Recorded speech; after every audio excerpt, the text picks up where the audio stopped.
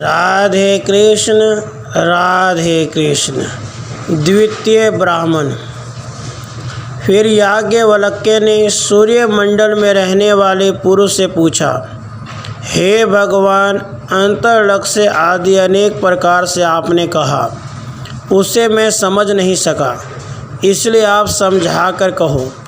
तब उस नारायण ने कहा, 5 भूतों का जो कारण है वह बिजलियों के ढेर के समान है। उसमें एक चतुपीठ है, उसके मध्य में तत्व का प्रकाश होता है। वह अति गूढ़ और अस्पष्ट है। ज्ञान रूपी नौका में चढ़ा हुआ मनुष्य उसे जान सकता है। वही बाहर का और भीतर का लक्ष्य है। उसके मध्य में जगत लीन है। वह नाद बिंदु कला से परे अखंड मंडल है। वह सगुण निर्गुण स्वरूप है। उसको जानने से मुक्त होता है। प्रथम अग्निमंडल है, उसके ऊपर सूर्यमंडल है, उसके मध्य अमृत रूप चंद्रमंडल है, उसके मध्य में अखंड ब्रह्म तेजोमंडल है। वह बिजली की रेखा के समान श्वेत और प्रकाशमान है। वही सांभवी भद्रा का लक्षण है। उसका दर्शन होने पर 3 मूर्ति रूप दृष्टि में आते हैं, अमावस्या रूप, प्रतिपदा रूप और पूर्णिमा रूप।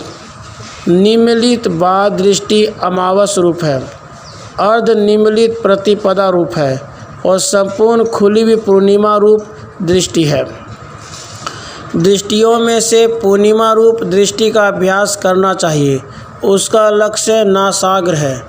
जब तालु के मूल में गांड अंधकार दिखाई देता है तब उसके अभ्यास से अखंड मंडलाकार ज्योति के दर्शन होते हैं। वही सच्चिदानंद ब्रह्म है।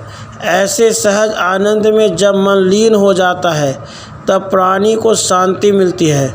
उसे खेचरी मुद्रा कहते हैं। उसके अभ्यास से मन स्थित होता है। उसके पीछे वायु स्थित होती है। उसके चिन्ह उस प्रकार होते हैं। प्रथम तारा जैसा दिखाई देता है, फिर हीरा जैसा दर्पण दिखाई देता है, उसके बाद पूर्ण चंद्रमंडल जान पड़ता है, उसके बाद नवरत्नों की प्रभा का मंडल दिखाई देता है, फिर दोपहर के सूर्य का मंडल दिखाई देता है, फिर कर्म से अग्नि की शिखा का मंडल दिखाई देता है। उस समय वह पश्चिम की ओर का प्रकाश स्फटिक जैसा धूम्रवर्ण का बिंदु, नाद कला, नक्षत्र खद्योत दीपक और नेत्र जैसे नवरत्न आदि की प्रभा दिखाई देती है। वह प्रणव का स्वरूप है। प्राण तथा अपान को एक करके कुंभक धारण करे, फिर नाक के अग्रभाग पर दृष्टि रखकर दृढ़ भावना से दोनों हाथों की अंगुलियों द्वारा सन्मुखी मुद्रा करके प्रणव का नाद श्रवण करें।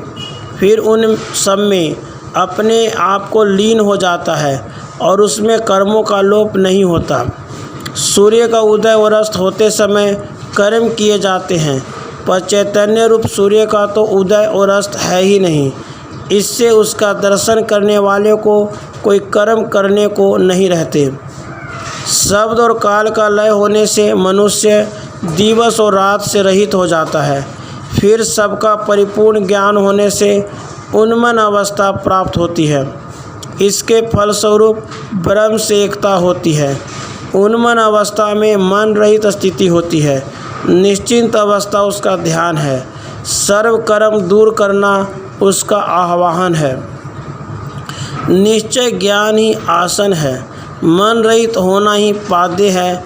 नित्य मन रहित स्थिति अर्घ्य है।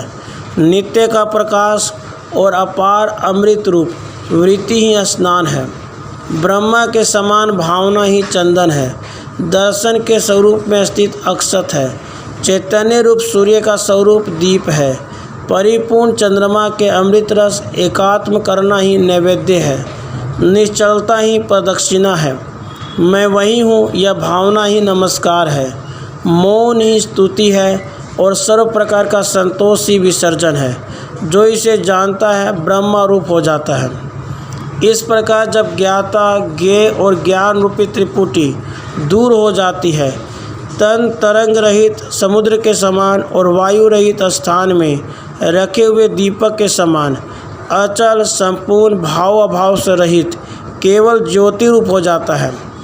जागृत और निद्रा में भी ज्ञान रहने से ब्रह्मवेता होता है। सुषुप्ति और समाधि में यद्यपि मन का लय समान ही होता है, परंतु इन दोनों में बड़ा अंतर है। सुषुप्ति में मन अज्ञान में लय पाता है, इससे मुक्ति का कारण नहीं होता, पर समाधि में तमोगुण के विकार नष्ट हो जाने से तदाकार और अखंडाकार बनी हुई बुद्धि स्वरूप साक्षी चैतन्य में प्रपंच का लय होता है, क्योंकि प्रपंच मन द्वारा ही कल्पित होता है, फिर कोई भेद शेष नहीं रहता। यही कारण है कि अनेक बार समाधि में से जागृत होने पर भी प्रपंच मिथ्या जान पड़ता है। एक ही बार सदानंद का अनुभव हो जाने से वही एकमात्र मुख्य विषय हो जाता है और तभी मनुष्य ब्रह्मवेता बन जाता है। जिसके संकल्प का नाश हो गया है उसी के साथ में मुक्ति है। इसलिए भाव और अभाव का त्याग करके परमात्मा का ध्यान करने में मुक्ति प्राप्त होती है। बारंबार प्रत्येक अवस्था में ज्ञान तथा ज्ञेय का, ध्यान तथा ध्येय का, लक्ष्य तथा अलक्ष्य का, दृश्य तथा अदृश्य का, ऊहापोह आदि का त्याग करने से मनुष्य जीवन मुक्त होता है। जो ऐसा जानता है वह ब्रह्म को पाता है। जागृत, स्वप्न, सुषुप्ति, तुरिया और तुरियातीत ऐसी 5 अवस्थाएं हैं। इनमें से जागृत अवस्था में रहने वाला जीव प्रवृत्ति मार्ग में आसक्त होता है, पाप के फल स्वरूप नरक आदि को पाता है, शुभ कर्म का फल स्वर्ग मुझे प्राप्त हो ऐसी इच्छा करता है। वही जीव तब वैराग्य को स्वीकार करता है तो कर्म के फल रूप जन्म और संसार रूपी बंधन से छुटकारा पाने की वृत्ति वाला होकर मुक्ति की तरफ अभिमुख होता है और निवृत्ति मार्ग पर चलने लगता है। फिर वही जीव संसार में तरने के लिए गुरु का आश्रय लेकर काम आदि का त्याग करता है और वेदोक्त कर्म करता हुआ 4 साधनों से युक्त होता है। इस हृदय कमल के मध्य में एकमात्र भगवान सत्तारूप अंतर लक्ष्य को प्राप्त करता है और सुषुप्ति अवस्था से रहित ब्रह्मानंद का स्मरण करके ऐसा विचारता है कि मैं एक और अद्वितीय ही हूँ। पर कुछ समय में अज्ञान वृत्ति के कारण आत्म स्वरूप को भूल गया था और जागृत अवस्था की वासना के फलस्वरूप स्वप्न में मैं तेजस हूँ ऐसा मानता था। वैसे ही जागृत और स्वप्न इन दोनों अवस्थाओं के दूर हो जाने पर सुषुप्ति में मैं प्राज्ञ हूँ ऐसा मानने लगा था, पर अब मैं एक ही हूँ ऐसा अनुभव करता हूँ। वे तो स्थान भेद से जुड़ी जुड़ी अवस्थाएं थी, पर मुख से भिन्न कुछ भी नहीं। इस प्रकार का विवेक होने से और मैं शुद्ध अद्वैत ब्रह्म ही हूँ ऐसा अनुभव होने से भेदभाव की सर्व वासनाएं दूर हो जाती हैं। अपने भीतर प्रकाशमान तेजोमंडल के ध्यान से तदाकार बनकर परब्रह्म के स्वरूप को पाकर मुक्ति मार्ग पर आरूढ़ होता है और परिपक्व बनता है। संकल्प आदि को प्राप्त हुआ मन बंधन का कारण होता है और संकल्प से रहित मन मोक्ष का कारण होता है। जीवित अवस्था में मोक्ष प्राप्त करने वाला आत्मा चक्षु आदि बाह्य जगत से विगत हो जाता है, उसमें प्रपंच की गंध भी नहीं रहती। जब जगत को वह आत्मा रूप देखता है, अहंकार को छोड़कर मैं ब्रह्म हूँ ऐसा चिंतन करता है और यह सब आत्मा ही है ऐसी भावना करता है और कृतकृत्य हो जाता है। वह योगी सब प्रकार से परिपूर्ण होकर तुर्यातीत ब्रह्म स्वरूप हो जाता है। यह ब्रह्म है, इस प्रकार लोग उसकी स्तुति करते हैं। इस प्रकार वह सब लोगों की स्तुति का पात्र बनता है।